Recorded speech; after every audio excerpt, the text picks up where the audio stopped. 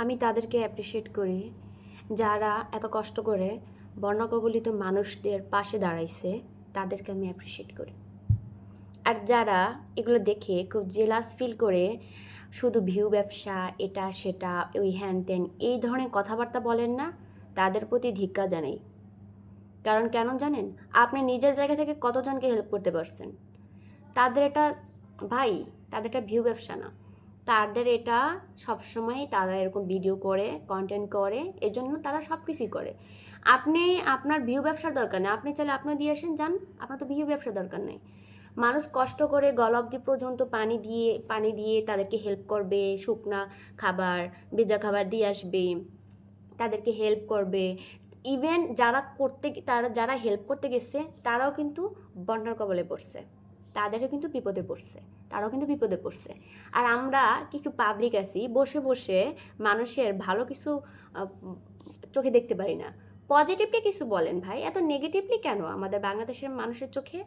কেন সবসময় নেগেটিভলি আরেকটা মানুষকে জাজ না করে ভালো করে আপনারা নেগেটিভলিভাবে কথা বলেন কেন? এগুলো কি? নিজে কতটুকু পারেন সাহায্য করতে? একটা ওই যে যারা, ওরা যদি ভিউ ব্যবসার জন্য কিছু করে থাকে, ওদেরকে হেল্প করে থাকে, আমি বলবো তাদের জন্য বন্যা কবলিত যারা পড়ছে তাদের জীবনটা বাঁচতেছে, তার থেকে বড় কিছুই না, তার থেকে বড় কিছুই না। তাদের এই ভিউর জন্য যদি তারা আরও টাকা ইনকাম করে, ওই ইনকাম থেকে তারা আরও বেশি হেল্প পাবে। যারা বন্যা কবলিত আছে তাদের ওই ইনকাম সোর্স থেকে তারা আরও বেশি হেল্প পাবে। তো আপনারা নেগেটিভলি কথা না বলে ভালো কমেন্টস করেন, বুঝছেন? আরও মানুষকে উৎসাহ দিবেন যেন মানুষ ভালো কাজ করে। আর এর থেকে জঘন্য কাজ যেন আপনাদের শিক্ষামন্ত্রী করতেছে, ব্রয়লার মুরগি, পোলট্রি মুরগি, কি বাজে না অবস্থা, বাজে সিচুয়েশনের মাধ্যমে এক্সামগুলো দিচ্ছে স্টুডেন্টগুলা, সাথে গার্জেনগুলা, আমাদের বাবা মা, মানে বয়স্ক বাবা মাগুলা, প্রতিটা বাবা মাগুলা স্টুডেন্টদের সাথে তারা যাচ্ছে। আমার খুবই খারাপ লাগছে দেখে, আমার ফোনটা ছিল না, দেখি নেই, শুনতাম যে খুবই খারাপ অবস্থা, আজকে দেখছি মানে এত বাজে। কিছু কিছু এলাকা তো পুরো মাটির নিচে, পানির নিচে, সরি, পানির নিচে। তো ওদের তো খুবই বাজে অবস্থা, এই কবর থেকে লাশগুলো উঠে যাচ্ছে, অনেক মানুষ মারাও গেছে, তাদেরকে হেল্প করতেছে বিভিন্ন মানুষ, তাদেরকে বলে ভিউ ব্যবসায়ী।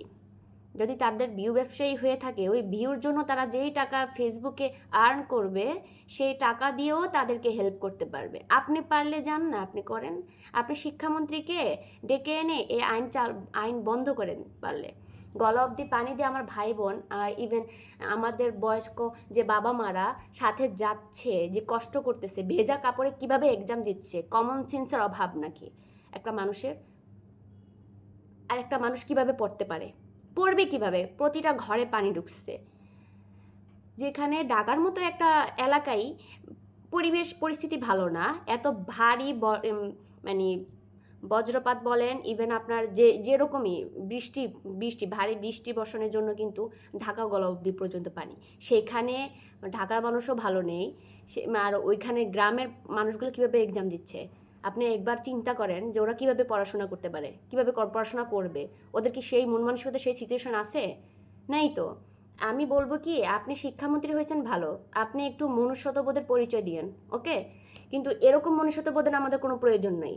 হয় আপনি পদত্যাগ করেন, নয় আপনি ভালো সিদ্ধান্তে আসেন, কিন্তু এইভাবে কষ্ট দিবেন না কাউকে।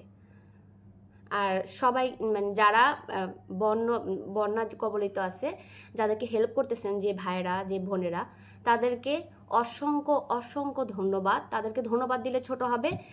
আমি দোয়া করি তাদের জন্য আল্লাহ সবসময় ভালো করে, ভালো রাখে। আমি চাই তাদের আরও যেন ভিউ হয় ফেসবুকে, তারা যেন আরও আর্ন করে, সেই টাকা দিয়ে যেন আরও বন্যা কবলিত মানুষকে হেল্প করতে পারে। আর যারা নেগেটিভলি কথাবার্তা বলেন, তাদেরকে বলি যে এইসব বন্ধ করে মানুষকে পজিটিভলি কিছু বলেন, উৎসাহ দেন, মানুষ আরও ভালো কিছু করতে পারবে। আর আমার একটা বেশি খারাপ লাগে, বাংলাদেশে বোধহয় আইন কানুনের খুব ঘাটতি আছে, অনেক অনেক অনেক ঘাটতি আছে। ঘাটতি না থাকলে আজকে এই যে বাচ্চারা, ওরা কখনো এরকম ভেজা শরীরে, 3 ঘন্টা ভেজা শরীরে, ভেজা ইয়েতে, আবার কেউ ডাস্টবিনে পড়ে যায়, ভেজা শরীর নিয়ে এক্সাম দিবে, এরকম এরকম এর থেকে নিকৃষ্ট কোনো আইন হতেই পারে না।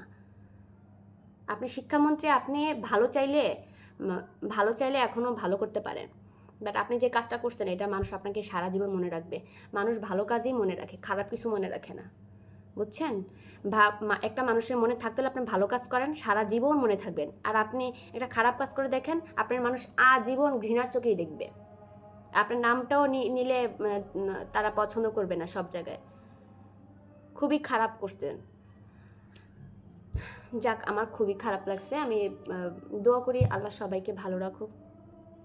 আর যারা কষ্ট করে এক্সাম দিছে তাদের ভালো জন্য রেজাল্ট আসুক, দোয়া করি। আর কি রেজাল্ট করবে ভাই, প্রশ্নের ভিতরে যে কোশ্চেন করছে সব মাথার উপর দিয়ে নাকি যায় শিক্ষামন্ত্রী। আবার দুইটা প্রশ্ন সৃজনশীল প্রশ্ন ভুল, অদ্ভুত।